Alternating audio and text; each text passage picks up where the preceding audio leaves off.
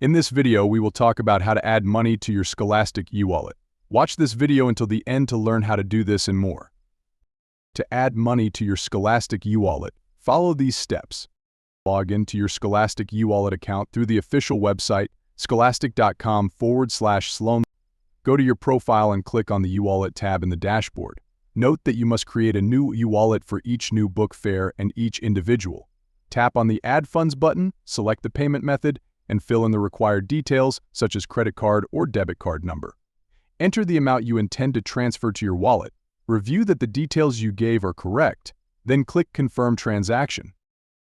After making purchases, the remaining funds will be added to your eGift card balance and can be used to fund your next eWallet. You can also recruit friends and family to contribute to your account. So, there you have it. Adding money to your Scholastic eWallet is that easy. Thanks for watching.